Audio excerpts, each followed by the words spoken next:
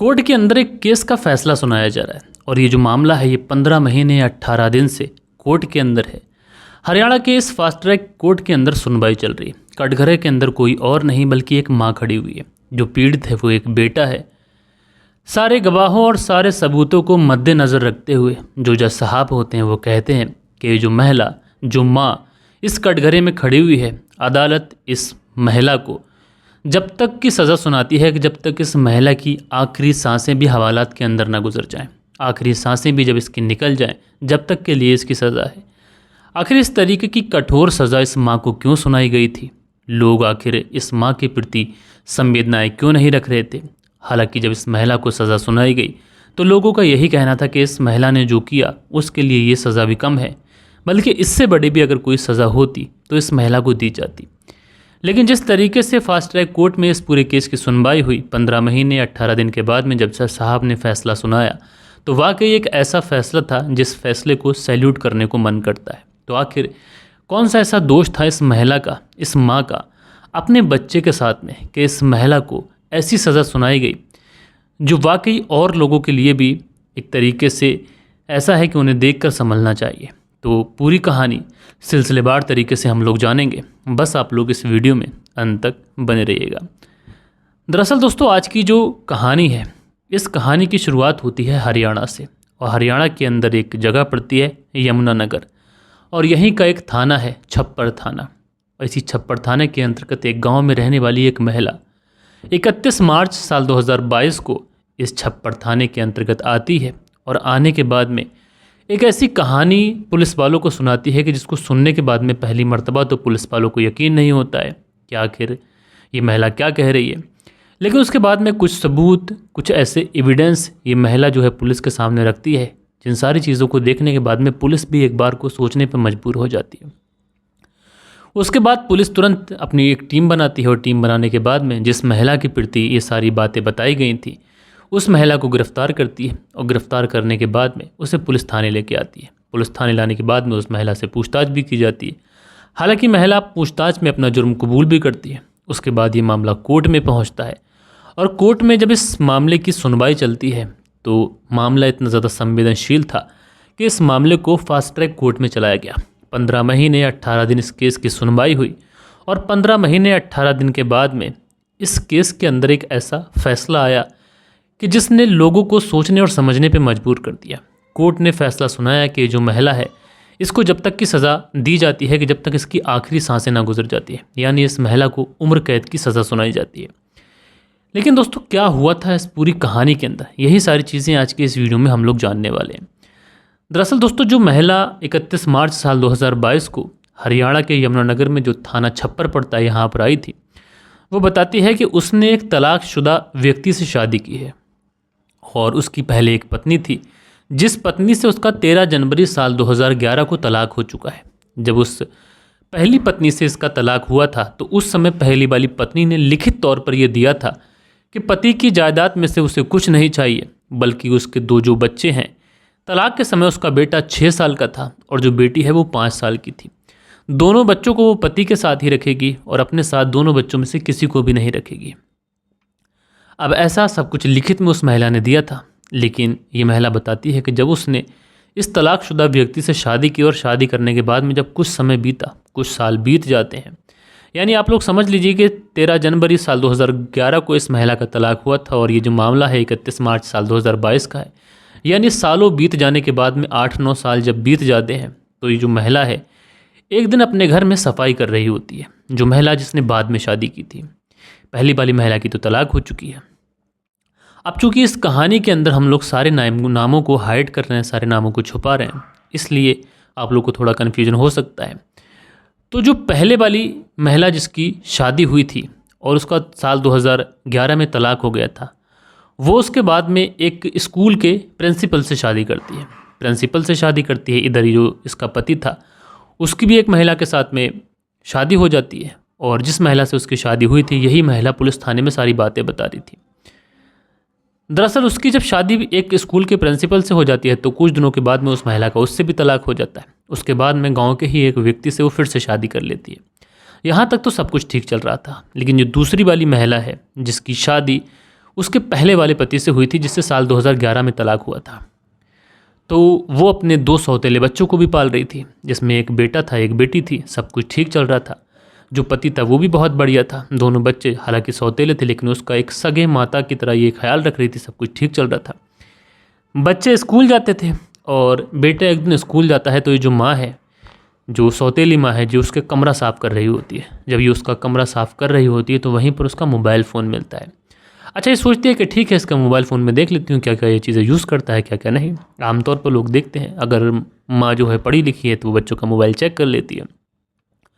तो इसी वजह से ये जो माँ होती है, जब इसका मोबाइल चेक करती है तो उसमें एक ऑडियो क्लिप मिलती है। जैसे ही ये उस ऑडियो क्लिप को सुनती है तो इसके पाँव तले से ज़मीन खिसक जाती है। दरअसल ये जो लड़का है, इसका सौतेला जो बेटा है, ये अपनी पहले वाली माँ, जो इसकी सगी माँ है, जो इसके पिता से छूट चुकी है, जिसका तलाक हो चुका है, जिसने तीसरी शादी कर ली है, उससे इसकी कुछ बातचीत होती है। ये उस बातचीत को सुनने की कोशिश करती है।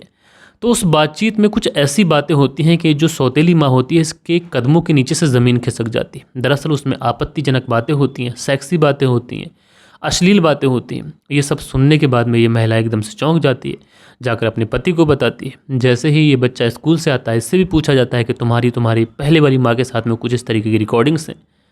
जब बच्चा इस तरीके की बात सुनता है वो तो एकदम से सहर जाता है कि ये क्या हो गया। उसके बाद में जैसे तैसे कर ये जो माता पिता हैं अपने उस बच्चे से पूछते हैं, तो वो बच्चा जो है वो माता पिता को बताता है कि दरअसल जब वो स्कूल जाता था तो एक दिन उसकी पहले वाली जो माँ है वो उसे मिल जाती है। उससे मुलाकात होती है।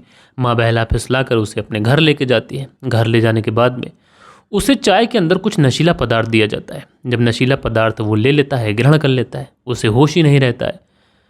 उसे इतना तो होश था कि उसके साथ में कुछ हो रहा है, और वो सब कुछ ऐसा हो रहा था कि एक माँ अपने बेटे के साथ में कभी नहीं कर सकती। दरअसल जो माँ थी वो अपने बेटे के साथ में शारीरिक संबंध बनाती है, उसका यौन उत्पीड़न करती है, और साथ के साथ उस महिला के जो घरवाले होते हैं वो भी उसका यौन उत्पीड़न करते हैं और उसकी एक वीडियो शूट कर लेते हैं। जब ये बच्चा होश में आता है तो जैसे तैसे करके इसे घर भेज दिया जाता है। लेकिन बच्चों को नहीं पता था कि उसके साथ में क्या हुआ है। लेकिन उसके बाद में उसके मैसेजेस आते हैं माँ के। माँ कहती है कि तुम्हारा एक वीडियो हमने शूट कर लिया है और तुम्हें अपने पिता की जायदाद में थे हमें कुछ संपत्ति दिलानी पड़ेगी और तुम्हें भी हमारे साथ रहना पड़ेगा। अगर ऐसा नहीं हुआ तो ये वीडियो वायरल कर दी जाएंगी। बच्चा डर जाता है, सहम जाता है। उसके बाद में लगातार इस बच्चे से इसी वीडियो और इसी ऑडियो के दम पर ब्लैकमेल करके इसके साथ में शारीरिक शोषण किया जाता है। जो माँ थी ये अपने बेटे के साथ में उसी तरीके से गंदी चैट करती। बच्चा जो होता है वो भी शायद माँ के बहकावे में आ चुका था, इसलिए इधर से भी रिस्पॉन्स जाता था। लेकिन जब ये बात घर की सौतेली माँ को पता चली तो इसने इस मामले में सीधा पुलिस को खबर दी, और पुलिस ने जब इस पूरे मामले में छानबीन की और जब मामला कोर्ट तक पहुँचा तो इस माँ के खिलाफ जितनी भी धाराएं लगाई गई थी उसके तहत जब इस माँ के ऊपर सुनवाई की जाती है तो जो इसका बेटा होता है वो अपने ऊपर जो अत्याचार हुए थे उनसे मुकर जाता है और वो कहता है कि उसके साथ में कुछ नहीं हुआ है। लेकिन पुलिस के पास में एविडेंस के तौर पर, सबूत के तौर पर कुछ वीडियोस क्लिप थी, कुछ ऑडियो रिकॉर्डिंग थी जो जज साहब को सुनाई जाती हैं। और जब अदालत के अंदर वो वीडियो क्लिप, वो ऑडियो क्लिप सुनाई जाती हैं तो अदालत उन ऑडियो क्लिप और वीडियो क्लिप को सुनने के बाद में इतना ज़्यादा हैरान होती है कि जज साहब कहते हैं कि इस माँ को ऐसी सज़ा देना चाहिए कि लोगों तक ये बात पहुँचे और लोगों के कान हो जाए। दरअसल इस माँ ने जो मानवता का रिश्ता होता है, जो ममता वाला रिश्ता होता है, उस रिश्ते को कलंकित किया है। इसलिए इस माँ को कठोर से कठोर सज़ा दी जाती है और इस माँ को ऐसी सज़ा दी जाती है कि जब तक इसकी ज़िंदगी की सांसें नहीं थम जाती हैं, जब तक ये अपनी पूरी ज़िंदगी जेल में गुजारेगी। बहरहाल दोस्तों, एक ऐसी माँ जिसने अपने पति से तलाक लिया, तलाक लेने के बाद में दूसरे व्यक्ति से शादी की, उस दूसरे व्यक्ति से भी तलाक लिया, फिर तीसरे व्यक्ति से शादी की, लेकिन तीन पतियों के साथ में रहने के बावजूद भी उसे अपने सगे बेटे के बारे में भी ज़रा भी ख्याल नहीं आया और उसने अपने सगे बेटे के साथ में भी आपत्तिजनक तरीके से रिश्ते बनाए, शारीरिक संबंध बनाए। और जब इस बात का पता उसकी सौतेली माँ को लगा तो उसने इस पूरे मामले में पुलिस को खबर दी और पुलिस को जब खबर पहुँची तो इस पूरे केस का खुलासा हो गया। बहरहाल दोस्तों, आप लोग इस माँ के बारे में क्या कहना चाहते हैं कमेंट्स करके ज़रूर से ज़रूर बताइएगा। और कल के दिन आप लोग के कुछ कमेंट्स भी हैं, वक्त होता है कि आप लोग के कमेंट्स पढ़ लिए जाएं। सो दोस्तों, हमारे चैनल पर जो कल के दिन कुछ कमेंट्स हैं, इसमें पहला जो कमेंट्स है ये तिरछी बात यानी हमारे सुदेश कुमार जी का है। लिखते हैं, शावेज भाई आपका तहे दिल से धन्यवाद, थैंक्स फॉर दिस ऑनर। तो तिरछी बात इनका चैनल है और नाम है सुदेश कुमार जी। इनके बारे में कल मैंने आपको बताया था, बड़ी प्रॉब्लम में है, हाथ में इन्फेक्शन इतना ज़्यादा बढ़ गया है कि हाथ काटा जाना है। तो सुदेश कुमार जी आप अपना ख्याल रखिएगा और उसके बाद में इकरा इमरान है, लिखते हैं नाइस स्टोरी मलिक जी, आपकी मेहनत आपकी वीडियो में दिखता है। तो इकरा इमरान जी आपका बहुत बहुत शुक्रिया। सुरेंद्र शर्मा है, लिखते हैं नमस्ते मलिक भाई साहब, नाइस स्टोरी। सुरेंद्र कुमार श्री विजयनगर राजस्थान से, तो आपका भाई बहुत बहुत शुक्रिया। MT आलम है, लिखते हैं तमीज़ आलम, पिछियारी छिरवा फरवेजगंज अररिया बिहार से कहानी सुनते हैं, आपका बहुत बहुत शुक्रिया। उसके बाद में शील निधि जी हैं, लिखते हैं जन्माष्टमी की हार्दिक शुभकामनाएं मलिक भाई, कहानी अच्छी लगी। तो शील निधि जी आपको भी बहुत बहुत शुभकामनाएं जन्माष्टमी की, और मेरी तरफ से, मेरे परिवार की तरफ से, मेरी फैमिली की तरफ से सारे ही लोगों को जन्माष्टमी की हार्दिक शुभकामनाएं। सफ़र क्राइम का है जो अपना कमेंट्स करते हैं, भैया शुक्रिया। उसके बाद में MD जफ़र खान है, लिखते हैं नाइस स्टोरी, तो भैया आपका बहुत बहुत शुक्रिया। दिल बहादुर सिंह है, लिखते हैं happy Janmashtami mister Malik, thank you, nice story seeing. तो दिल बहादुर सिंह जी आपको भी हैप्पी जन्माष्टमी, और आपका बहुत बहुत शुक्रिया कि आपने अपना प्यारा सा कमेंट्स किया। रिजबान अंसारी अपना कमेंट्स करते हैं, तो रिजबान जी आपका बहुत बहुत शुक्रिया। सुनील त्यागी जी हैं, लिखते हैं कानून के हाथ बहुत लंबे होते हैं, भाई साहब रेनू सुनील त्यागी शाना बुलंदशहर से, तो आप दोनों पति पत्नी का बेहद शुक्रिया। उसके बाद में तबरेज़ खान हैं, लिखते हैं शम्स ताहिर ने पहले ही स्टोरी सुना चुके हैं भाई। तो भाई मुझे नहीं पता शम्स ताहिर खान सर ने सुनाई है या नहीं सुनाई है, मैंने अपने लहजे में अपने व्यूअर्स को सुनाई है। उसके बाद में अजीम खान है, लिखते हैं आपकी आवाज़ नहीं आ रही है, तो भाई ऐसा कैसे हो सकता है, आप अपने मोबाइल का स्पीकर या फिर हेडफोन चेक करिए। उसके बाद में अगला जो कमेंट्स है यह है, सर हम भी यही चाहते हैं सुदेश भाई जल्द से जल्द ठीक हो जाएं, परिवार बहुत मुसीबत में है। और ये हैं वैष्णवी चौधरी जो सुदेश कुमार जी की बहन है। तो बहन आप चिंता मत करिए, अब जो परेशानी आई है उसको तो सुदेश कुमार जी जिस तरीके से हैंडल कर रहे हैं कर ही रहे हैं, लेकिन हम सब यही दुआ करते हैं कि बहुत जल्द से ठीक होकर वो परिवार के बीच आ जाएं। उसके बाद में मोहम्मद शुएब हैं, लिखते हैं बहुत अच्छी स्टोरी सुनाते हो आप, और वाह को बा क्यों बोलते हो, don't mind sir, love from Dubai Mohammed Shoaib.